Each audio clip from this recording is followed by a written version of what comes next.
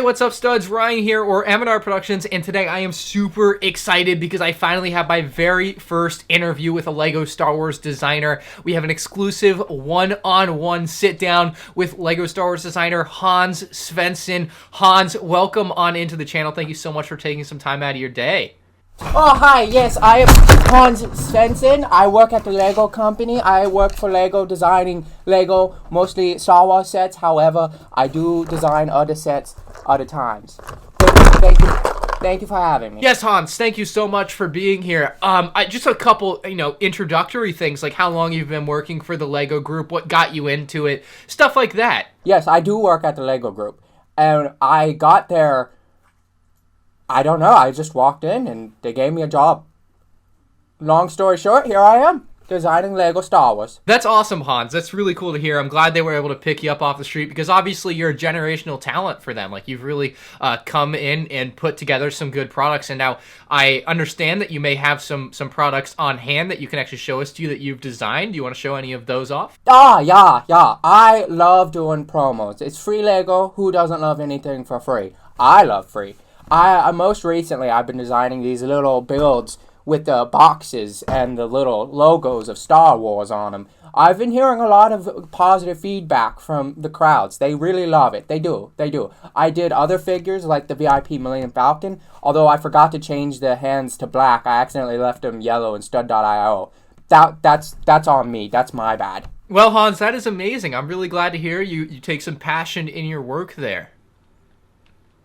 Yeah. Recently, at least in the last year, LEGO has definitely made a very big effort to push towards the adult audiences for the LEGO Star Wars lineup with the 18-plus lineup of sets with the helmet series and the lightsaber hilt and the UCS lines, and it looks like you're going to be continuing to do that in the future. What has inspired you to make this move, and how do you continue to improve upon this going into 2021, 2022, and beyond? Yeah. So we'll do more. More. The PR team has told me that LEGO is for everyone. I thought it was only for children. What do I know, though? I'm only a designer. I don't sell. But they say it's for everyone, but not all adults, like buying 4 to 6, 6 to 4 price ranges. They want the 18 plus. I don't know. I don't get it either. Who buys a LEGO? Now, we're coming off a year in 2020, which was actually a surprisingly good year, especially with the summer wave. Now, unfortunately, this lineup has been marred by a few pretty standout inaccuracies, specifically with the Anakin and Obi-Wan Kenobi minifigures in the summer lineup using the torsos from the Mustafar set earlier in the year. What inspired you to reuse these torsos? Is this another similar gaffe like your Black VIP figure with the yellow hands, or is this something a little bit more sinister? I think it was the interns' default this time. This isn't my blunder. The interns just didn't take the marker on the Photoshop and fix it out. So clearly the interns had some sort of gaffe and messed up, but why didn't you take it upon yourself to maybe hop on Photoshop real quick and take those marks off? You see, I designed the sets, not the minifigures. But also, I don't know what Photoshop is. I thought it was the photo store down the road that prints pictures. I was wrong. And in lieu of that, what do you have to say about the company slogan, "Only the best is good enough"? We have a slogan? A lot of people on the internet have been very upset lately, as with the COVID cancellation of a lot of events, a lot of LEGO Star Wars sets have gone to become North American exclusives. Why is this, and why are you not releasing them to the rest of the world? Yeah, good question. Why do you care? They're just LEGO. Are you a child? Good point. I think I have to agree with you on that one. And we'll move on to our next question, which is, why do you keep using stud shooters? Personally, I love them, but, again, this is another big thing from the community of why stud shooters just keep appearing in sets, because the community seems to not like them. Again, I'm very much of the opposite opinion, don't get me wrong. I think they're amazing. I love shooting them up in my eye, but it's, you have the floor. Yes. See, I'm glad you shoot them in your eye. That's good to hear. I always put the warning logo on there so people actually do that, but they always take it the wrong way and think they're not supposed to do it. I don't get it. The instructions are very clear. See, I designed the stud shooter myself, so I'm very happy to hear that you like it. Well, I used a rubber band and launched bricks at people, and someone designed it. It was my idea. That's what I'm trying to say. Now, this is going to hint back at something that you mentioned a little bit earlier about your work on the promotional team. In your first year, you created the First Order Stormtrooper, which was a figure that received a lot of negative press, if you will. And since then, you've not done any minifigures for May the 4th promos. What has kept you away from that? Yeah, good question, good question. I was told not to. By whom exactly? It was actually George Lucas, believe it or not. He said there was too many minifigures for his son to keep up in collecting, and since he doesn't own Star Wars anymore, he doesn't get the sets for free. Inquiring minds would like to know, why are there no Clone Wars sets for 2021? What is a Clone War? Oh! Clone War, you're talking about what Ben Kenobi said in A New Hope, right? The Clone Wars, how he served in it? I've never seen the Clone Wars. What's the Clone Wars about? The only Star Wars that I know of is A New Hope. Why do you think I designed so many TIE Fighters, X-Wings, and Luke's Land Speeders? That makes a lot more sense than you would think, my friend. We are not friends. What has caused you to stop making battle packs in 2021 for LEGO Star Wars? Money. No, not money. No. Charge, no. For the children. I'm not picking up what you're putting down here, Hans. I'm really not getting it, man. What are you... We did it for better quality products. What about those folks that want to be able to cheaply build an army of LEGO Star Wars minifigures?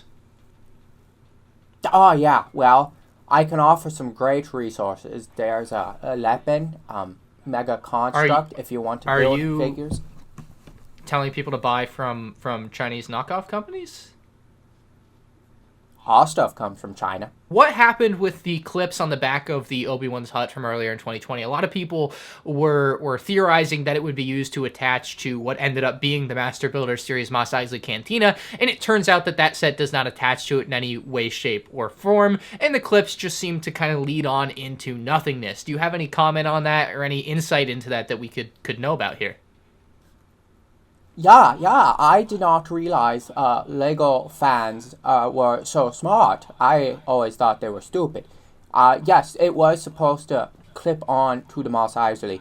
However, when designing the hut and the Mos Eisley, I put in the wrong clips.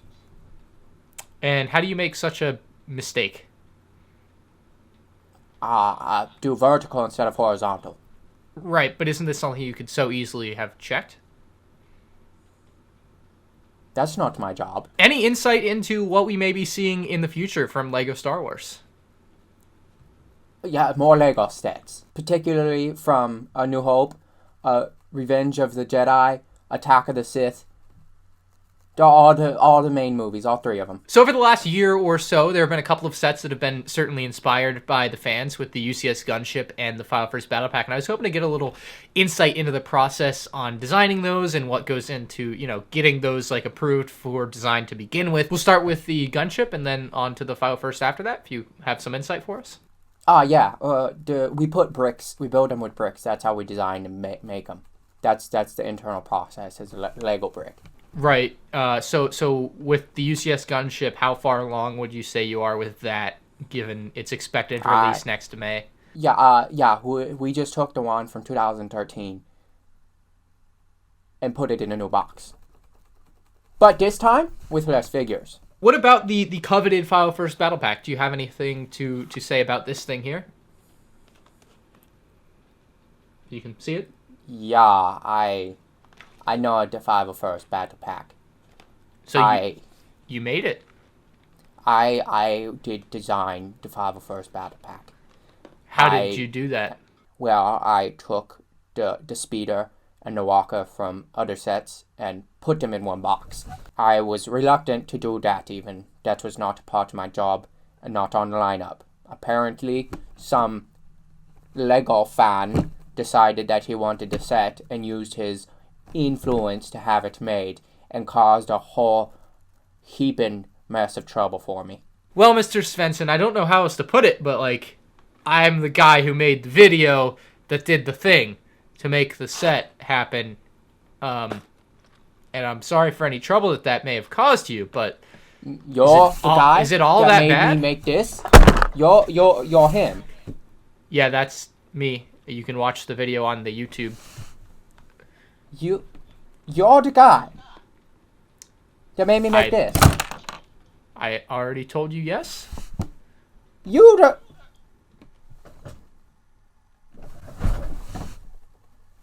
Huh.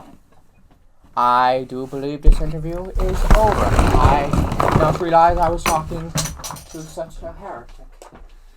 I'm not really sure where Mr. Svensson went. I don't know why he's so upset all of a sudden. I thought it was going pretty swimmingly, actually, so that's unfortunate. But if you guys enjoyed, I guess hit the like button. I don't think this bodes well for future interview opportunities.